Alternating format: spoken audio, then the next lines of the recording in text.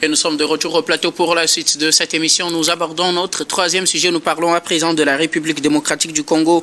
Nouveaux affrontements dans l'Est. Dora est-il en péril? C'est notre interrogation. Nous nous interrogeons avec nos invités parce que depuis le 8 août, les délégués du gouvernement congolais et du groupe rebelle AFC M23 devaient se retrouver à Dora pour la poursuite des discussions qui devraient aboutir à la signature d'un accord global de paix entre la RDC et le M23. Finalement, les délégués des deux camps ne se sont pas déplacés. Et mais sur le terrain, c'est des affrontements qui ont éclaté depuis vendredi. De nouveaux affrontements qui continuent jusqu'à ce lundi, alors que les deux parties avaient déjà signé une déclaration de principe le 19 juillet dernier. Déclaration de principe à travers laquelle, les deux parties se sont engagées à observer une trêve, un cessez-le-feu pour pouvoir encourager les discussions à aller vers la signature d'un accord de paix. Dora est attendu, mais Dora est-il en péril? C'est notre interrogation. Je commence par vous, Louis Kamako. Est-ce que Dora aujourd'hui est en péril au regard de la situation sur le terrain, des affrontements qui ont repris malgré le délai qui était prévu pour les discussions dans le cadre de l'accord de paix? Je rappelle que les discussions n'ont pas démarré. Oui, mais Doha est en péril. Ça, il faut qu'on ait le courage de le dire comme ça tout droit. Parce que vous l'avez dit tout à l'heure que les accords prévoient un cessez-le-feu et un désarmement progressif en fait des rebelles. Et donc ça veut dire qu'à un moment donné, les armes doivent cesser de se crépiter. Les armes doivent se taire. Mais ce n'est pas le cas. Si ce n'est pas le cas, ça veut dire que le principe qui a été voulu, bien l'accord n'est pas respecté. Et ça, on le voyait depuis, surtout que les deux camps ont boycotté, comme tu l'as dit tout à l'heure, le rendez-vous de Doha.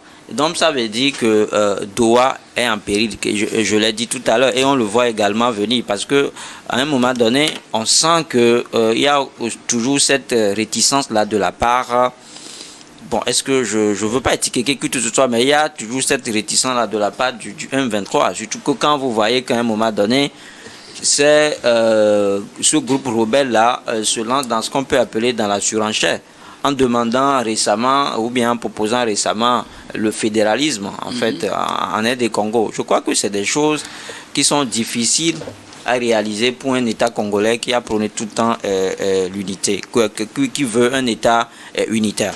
Donc quand vous allez comme ça à ces genres de négociations avec ces genres d'agenda, avec cette surenchère là, je crois que c'est perdu d'avance. Et aujourd'hui, on en est là avec les armes qui ont repris. Donc c'est pour ça que je dis que Doha est en péril, mais encore faudrait-il que nous ayons en fait un peu que nous soyons un peu optimistes.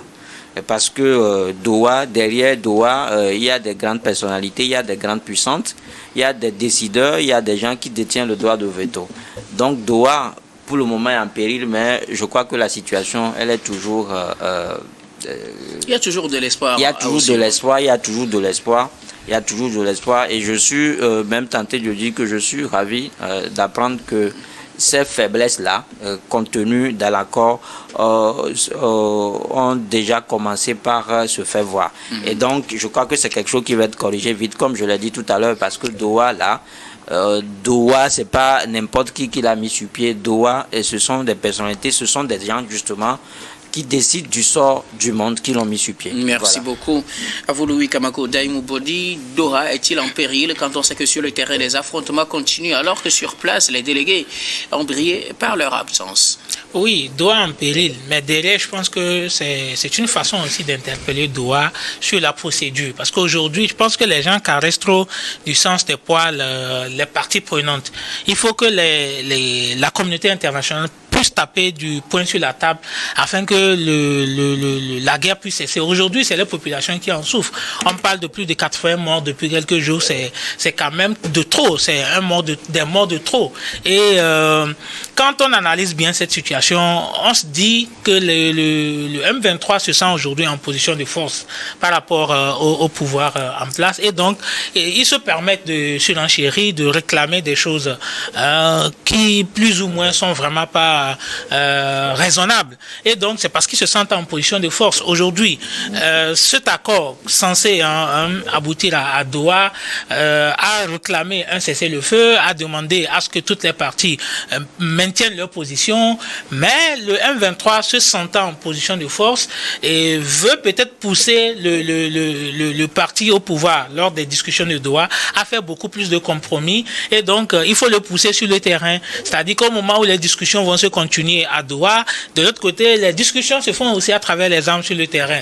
Et donc, je pense que... On peut discuter avec des armes. Bon, c'est-à-dire qu'ils essaient de leur mettre la pression, parce que de l'autre côté, je montre que je suis capable. C'est-à-dire, si aujourd'hui le M23 capitule, c'est-à-dire je ne vois pas en quoi le pouvoir en place est obligé de continuer les discussions. Parce que de l'autre côté, c'est parce qu'il y a des morts, il y a l'avancée qui continue toujours du M23 que le pouvoir est obligé d'aller vers les discussions. Parce donc, que finalement, chacun tire profit de cette situation de confrontation. Je pense que c'est le M23 qui profite beaucoup plus. Et d'ailleurs, c'est lui que ça arrange. Parce qu'au-delà de tout, il faut se souvenir que Tshisekedi n'était pas prêt à aller à la table de discussion. Il a fallu vraiment que le M23 avance beaucoup plus et il se sent en danger. Et là, il a accepté à aller sur les tables de négociation. Donc, je dis que les armes, le terrain, la guerre est aujourd'hui un moyen de dissuasion, bien un moyen pour le M23 de se faire entendre. Mais derrière, je pense qu'il y a une hypocrisie mondiale dans cette affaire. Parce que c'est dommage quand même que les gens disent qu'ils n'arrivent pas à faire revenir la paix au niveau du Congo. Mais derrière, ils ont combattu un chef d'État légal, quand je prends l'exemple de la Libye, en se disant c'est pour faire revenir la paix. Donc je pense qu'il y a de l'hypocrisie. Si les gens veulent vraiment que la paix revienne dans cette partie de l'Afrique, ils vont s'entendre. Mais nous, en tant qu'Africains, je parle de l'Union africaine, on ne doit pas croiser les bras, attendre que la communauté internationale réagisse. Il urge que les chefs d'État africains puissent vraiment décider de mettre fin à cette guerre. Et c'est très urgent. Est-ce qu'ils ont cette possibilité de mettre fin à cette guerre? Parce qu'on a vu différentes communautés qui ont été sur le terrain. Et les forces sud-africaines ont dû finalement capituler plutôt. Les forces de l'Afrique de l'Est également ont dû capituler parce que Tshisekedi a trouvé qu'il n'était pas efficace sur le terrain. La MONUSCO finalement n'est plus très efficace. On avait demandé à plusieurs reprises son retrait. Tous ceux qui ont voulu apporter une aide à la RDC n'ont pas vraiment été à la hauteur. Est-ce que l'Afrique peut faire quelque chose? Dans cette guerre, je pense qu'on dit qui veut la paix prépare la guerre. Dans cette guerre, moi je pense qu'il faut l'intervention d'une force internationale. Il faut l'intervention d'une force internationale. En dehors de la MONUSCO? Bien sûr, pour protéger les citoyens. Aujourd'hui, la MONUSCO n'a pas vraiment réussi, ou elle n'a pas encore réussi. Elle n'a pas réussi tout simplement, puisque ça fait au moins 20 ans. Voilà, donc vous voyez que les gens continuent à mourir et c'est quand même dommage. Il faut que les gens se lèvent pour protéger d'abord les populations, qu'on laisse les intérêts politiques, qu'on mette en avant l'intérêt supérieur des citoyens, et je pense qu'après les discussions peuvent se faire plus tard. Mais pour l'instant, il urge l'intervention d'une autre force. Moi, je pense beaucoup plus à une force d'intervention africaine et qui pourrait peut-être faire intervenir la paix dans cette zone. Et en temps, il y a le président Trump qui a montré la volonté de faire régner la paix dans cette zone à travers un accord entre le Rwanda et la RD Congo. Et j'ai l'impression que tout le monde a peur du président Trump. Et s'il décide d'intervenir dans cette guerre entre le M23 et la RD Congo, je pense qu'il pourra réussir à faire régner la paix. Merci beaucoup à vous, Daïmou Bodi. Alors, Dominique Lacmon, que comprendre de la situation? Est-ce que Doha est en péril? Parce que, normalement, à cette heure, des responsables du gouvernement ou des délégués du gouvernement congolais, ainsi que des délégués du M23, devaient être à la table de discussion dans la capitale qatari pour trouver une solution à la guerre dans l'est de la RDC. D'abord, ils ne se sont pas présentés et, sur le terrain, les affrontements ont repris. Oui, je pense qu'il y a quelques jours, on a débattu sur cette absence à Doha et j'avais martelé sur ce plateau que la suite, c'est qu'il devait y avoir les affrontements. Je pense que la nature me donne raison. Vous voyez, pas la nature, mais les faits. Oui, les faits te donnent raison. Oui, merci de me passer le mot, c'est les faits me donnent raison. Vous voyez, c'est un peu très difficile d'apprécier cette situation comme l'a dit mon ami d'à côté dans son intervention, il faut vraiment dire si Doha est en péril ou non. C'est parce que c'est les gens qui ne veulent pas que cette guerre puisse cesser. D'accord? Sinon, s'il y a la volonté de tout le monde, que ce soit les acteurs internationaux que nationaux, je pense qu'on peut mettre fin à cette guerre-là. Lui, Kamako a dit dans son intervention, vous voyez comment cette rébellion a monté d'échelle. Partant des inégalités sociales, aujourd'hui on parle de fédéralisme. Je pense que c'est trop demandé. Vous savez, aucun pays ne peut souhaiter sur son territoire une rébellion. Et je pense que tous ces États qui sont autour de ce pays-là doivent comprendre cela. Aujourd'hui, même s'il faut discuter, je pense que la communauté internationale, le problème qui est vraiment qui est un peu compliqué au niveau de ce pays, il faut que la RDC retrouve quand même son territoire. Ça, normalement, c'est une chose qu'on ne doit pas discuter. D'accord? Quels que soient les problèmes, il faut que la RDC retrouve son intégrité territoriale. Est-ce que actuellement la RDC retrouve son intégrité territoriale? Je pense que non. C'est une situation, c'est quelque chose qu'on ne doit pas discuter avec une rébellion. Ils veulent, ce qu'ils veulent, que la RDC puisse retrouver son intégrité territoriale. Et je pense que si tout le monde on part de ce principe-là, et que ceci c'est les rébellions les rebelles qui ne respectent pas et cette mesure, je pense qu'on peut aller les combattre. Je pense, comme l'a dit mon ami ici, les gens sont allés combattre Mohamed Kadhafi avec son armée. C'est pas les rebelles de M23 qu'on ne peut pas combattre. Maintenant, ça veut dire, à un moment, ces gens-là font l'affaire de quelqu'un.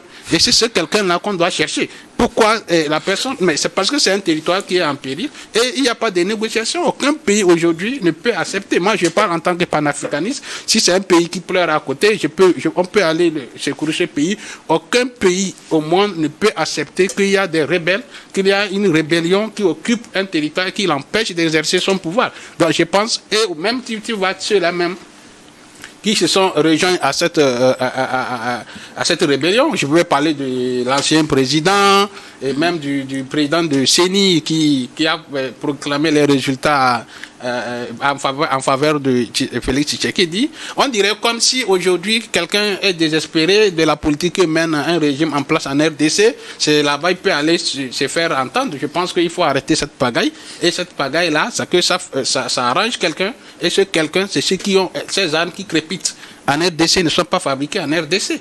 D'où proviennent ces armes-là? Et une arme fabriquée porte on peut retracer, on porte quand même des numéros, de la provenance et toutes ces armes-là. Mais nous devons passer par là, ça veut dire, si on sait d'où ces armes-là sortent et qui alimentent cette rébellion. Donc je pense que c'est à un moment, cette communauté internationale qui essaie, cette fameuse communauté qui nous essaie de nous entourer en bourrique, savent effectivement que cette rébellion fait leur affaire et que juste pour nous embrouiller, nous les Africains qui sont au chevet de nous, ils veulent nous aider à régler cette situation. Je pense que c'est eux-mêmes qui font le trouble jeu dans cette crise, qui n'ont qu'à cesser, qui n'ont qu'à arrêter pour que la paix revienne dans ce pays. Il faut aussi saluer le dynamisme de l'Union africaine, on en a parlé tout de suite, qui est la médiation qui est menée par notre président de la République.